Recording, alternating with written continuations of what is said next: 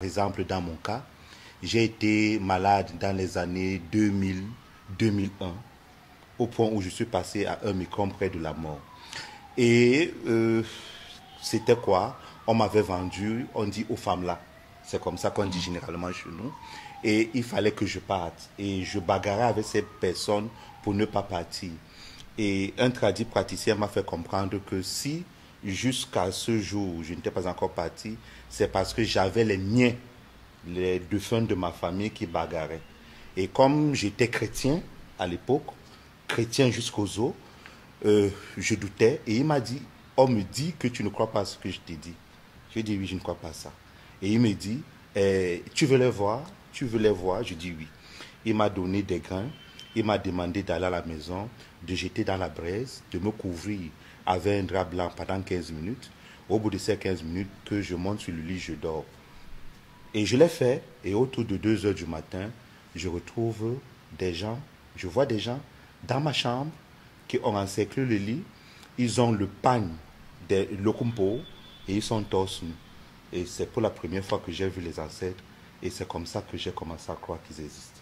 Parce que j'ai vu la preuve, je les ai vus dans la nuit. Et j'ai compris que ce n'est pas les prières que je faisais au nom de Jésus-Christ qui ont empêché les autres de m'amener. Parce que le tradipraticien avait dit que comme je résiste, un beau jour, on va me prendre étant vivant, je vais partir. Parce que quand le soleil sortait, je devenais comme fou, je me mettais à courir. Et finalement, je me ressaisissais au bout de 100 mètres, 200 mètres. Donc, un jour, on devait m'amener étant vivant. Donc, quand j'ai vu ces gens-là, ça m'a donné beaucoup de confiance. Et j'ai fait un virage à 180 degrés. C'est comme ça que je suis devenu kémite. Très convaincant, ça va. Ouais, moi, si j'avais vu les gars comme ça, sérieusement, je pense que c'est très convaincant. Et maintenant, quand ils apparaissent là, ils ont dit quelque chose? Non, ils ne m'ont rien dit ce jour-là. Ils ne m'ont rien dit. Mais par contre, les jours qui suivaient, j'avais déjà perdu 2 tantes à l'espace de 2 à 3 ans. Par contre, c'est les tantes là qui venaient lorsque j'avais des problèmes et qui me disaient, bon, ne t'inquiète pas, nous allons à une réunion. À l'issue de cette réunion-là, on va prendre une décision et en rentrant, on va venir te voir pour te dire ce qu'on a décidé. Et je me rendais toujours compte qu'au bout d'un temps, mon problème se résolvait tout seul. Donc, je ne peux pas douter à ce moment-là. Ça veut dire que pour le kémite, c'est le mort qui protège le vivant, ça? Oui, dans la spiritualité, c'est le défunt qui protège le vivant. Et le vivant maintient la mémoire du défunt à travers des souvenirs, à travers des rites, les repas que nous partageons avec eux. On conserve leur mémoire. Si on ne leur fait pas des offrandes pour qu'ils mangent, pour qu'ils se nourrissent de la partie immatérielle, et que nous ne pensons plus à eux, ils ne vont pas disparaître au premier degré, mais leur sphère et la nôtre n'étant plus en harmonie, n'étant plus en conjonction, ils n'ont plus la possibilité de nous venir en aide constamment. Et petit à petit, ils s'éloignent. Et là, c'est une deuxième mort. Quand ils s'éloignent comme ça, c'est une deuxième mort. Donc, tant qu'ils sont dans notre souvenir, ils sont vivants. Quand je dis ils sont vivants, cela veut dire qu'ils sont présents. Ils sont présents, ils nous soutiennent. Mais si nous les chassons de nos souvenirs, ils ne viendront plus. Maintenant, bon, je vois par exemple le chapeau qui était certainement une tenue d'apparat et peut-être je sais pas, Ah oui, et là dans ce parcours, je suis arrivé en 2019 à subir un ensemble d'initiations dans une grotte sacrée, au cours de laquelle un bombok initiateur m'a donné cette tension qu'on donne à des bambombok au cours d'un rite qui a duré pratiquement 1 semaine dans l'une des grottes les plus sacrées. C'est ça qui me donne l'autorité de porter un certain nombre d'attributs. Là, c'est la queue d'éléphant et le chapeau traditionnel qu'on trouve beaucoup plus chez les peuples de la côte. La queue d'éléphant, ça veut dire tu balaises ça sur quelqu'un, il est fini? Non, et si la personne est compliquée, ah bon, hein? oui, si la personne est compliquée, elle peut recevoir une décharge. Mais si elle n'est pas compliquée, il n'y a pas de problème. Mais la règle voudrait qu'aucun homme ne touche la queue mais une femme peut toucher, mais pas un homme. Si vous allez par exemple à l'ouest, sur la chaise traditionnelle, même la chaise du chef, aucun homme ne s'assoit. S'il s'assoit, c'est la malédiction. Il va écoper. Mais une femme peut s'asseoir sur la chaise du chef. Elle n'aura rien. Donc, dans la Bible, dans la version de la Bible, la femme qui a trahi, ou du moins qui a conduit l'homme au péché, dans la version des Kémites, la femme par contre est... Voilà, oui, c'est un problème de vision du monde. Oui. Dans leur société, il y a ce qu'on appelle le mal nécessaire. La femme est le mal nécessaire. Je peux prendre ça chez les Juifs, mais prenons chez les Grecs, comme les Européens nous ont beaucoup colonisés. Peut-être là, on va mieux comprendre cela. Vous prenez chez les Grecs, il y a cette histoire de Pandore, le mythe de Pandore. Oui. Le mythe de Pandore, qu'est-ce qui se passe? Zeus a créé les hommes, mais il a aussi créé tout ce qu'il y a comme les animaux. Mais les animaux ont des fourrures, des griffes pour attaquer le gibier, les fourrures pour les protéger des intempéries. Mais l'homme n'a pas de fourrure, donc les intempéries, il ne va pas tout les supporter. Il n'a pas de griffes pour attaquer le gibier et tout cela. Donc, parmi tous les animaux qui sont sur la terre, l'homme est le plus faible. Vous voyez.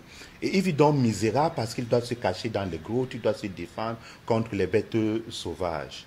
Il a créé l'homme, il n'a pas créé la femme. Donc, quand on dit génos dans la langue grecque, il n'existe pas de femme. La première question qu'il faut s'interroger, comment est-ce que cette humanité-là qui est mortelle fait-on pour se reproduire? Vous voyez? Alors, je ne réponds pas d'abord à la question. Prométhée, un autre dieu, qui, voyant la misère des hommes sur la terre, décide de leur venir en aide. Il vole le feu sacré de Zeus et vient l'offrir aux hommes. Les hommes ont découvert le feu. Ils peuvent faire cuire leurs aliments. Ils peuvent se défendre parce que quand la bête attaque, tu lui présentes le feu. Il recule. Il a peur du feu. Et les hommes sont en train de jubiler sur la terre.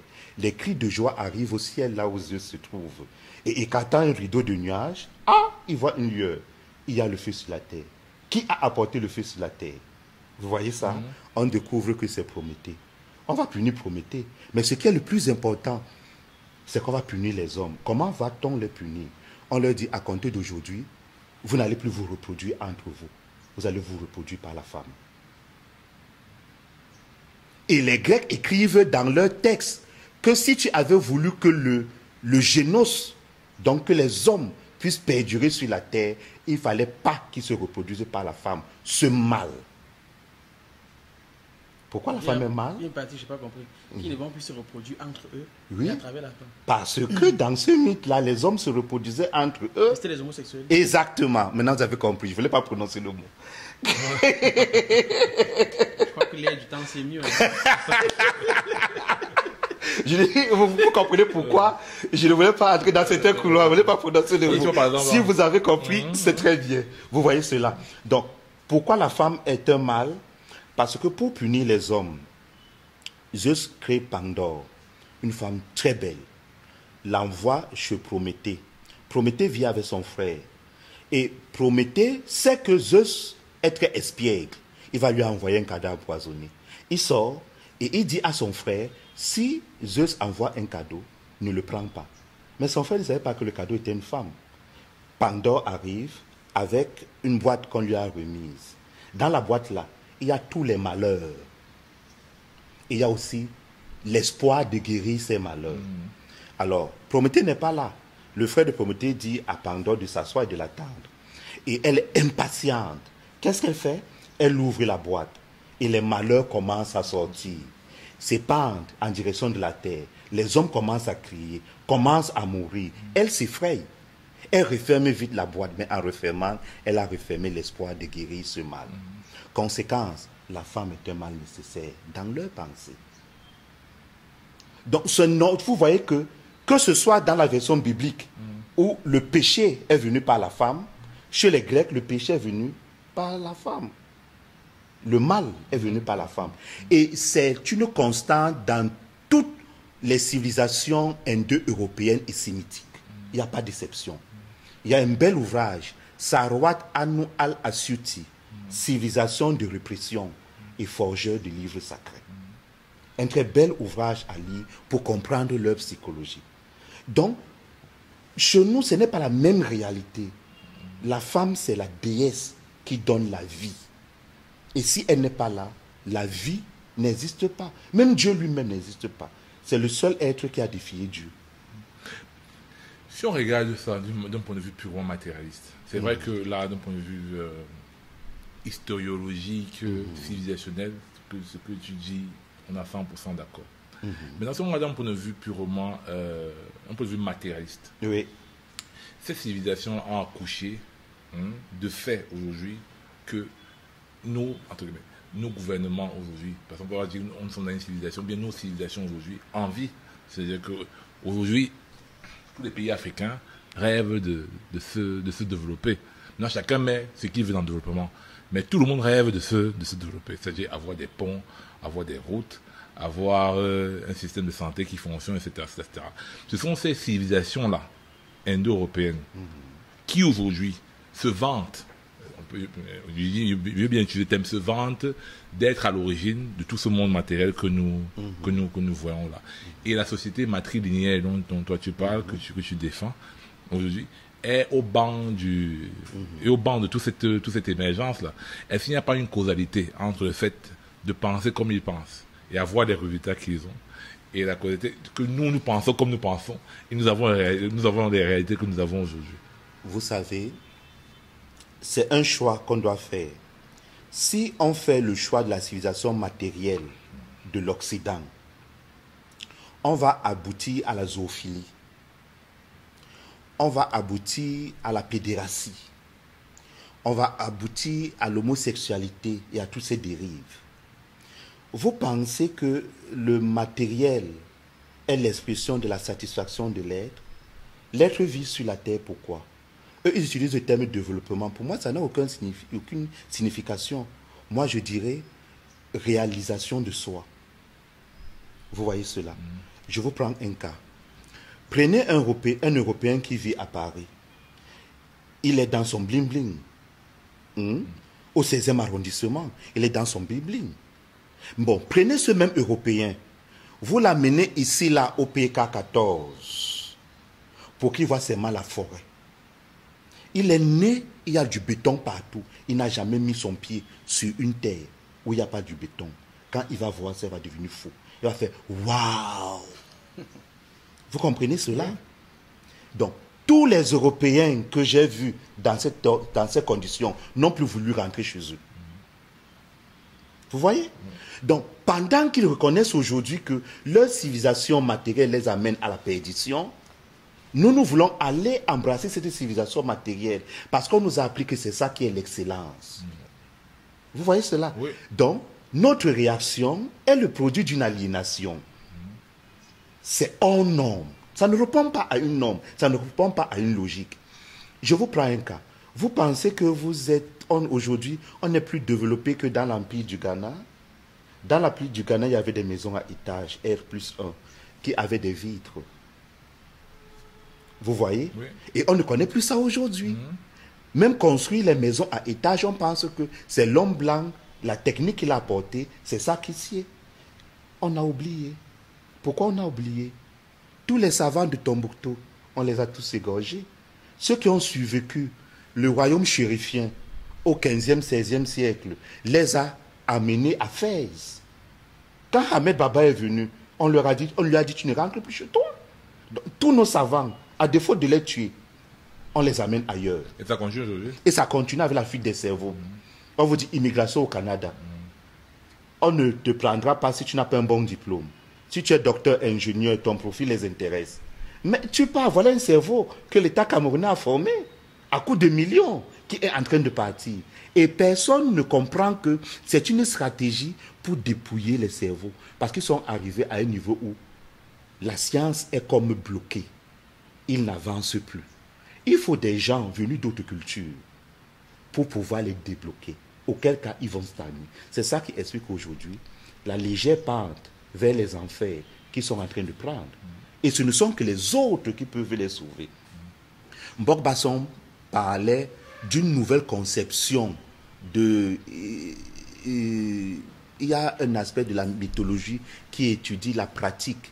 Donc, comment est-ce que le mythe est vécu chez les peuples. Et Mbok Basson disait qu'il n'y a que les mythes africains qu'on n'a pas suffisamment étudiés pour pouvoir apporter une contribution une nouvelle vision au monde. Or, nos mythes sont là. Et aujourd'hui, c'est les Européens qui viennent les étudier parce qu'ils ont besoin d'autres pistes de réflexion. Vous voyez? Donc, c'est à nous de choisir. Soit la civilisation matérielle qui va nous amener au chaos, soit une civilisation matérielle qui nous amène à être en harmonie avec notre environnement. C'est très intéressant. Maintenant, si on parle dans le sens de la civilisation immatérielle, bon, quel est le spiritualisme aujourd'hui, ou la spiritualité, est-ce que la spiritualité africaine a de longs jours devant elle? Parce que si je prends le cas de la spiritualité européenne, entre guillemets, portée par l'Église catholique en capitaine, qui détend qui a des représentations dans les écoles, dans les églises, dans les hôpitaux, parce qu'ils ont construit. Et comment est-ce que la spiritualité africaine pourra faire aussi pour combattre, pour arracher aussi les esprits un peu de partout, si elle ne se détend pas sur le terrain comme les autres? Vous savez, nous n'avons pas une culture sectaire. C'est les peuples qui ont une culture sectaire qui veulent à tout prix montrer qu'ils ont Dieu avec eux. Nous ne faisons pas la démonstration de Dieu. Dieu est. Un point, c'est tout. La preuve, lorsque vous allez dans ces religions-là, quand ça finit par chauffer, vous venez au village. Regardez seulement les hommes politiques. S'ils trouvaient le bonheur là-bas, vous pensez qu'ils reviendraient encore au village, être chef de village, être notable, acheter une chaise? Ils ne reviendraient pas. Donc il y a quelque chose qui leur manque.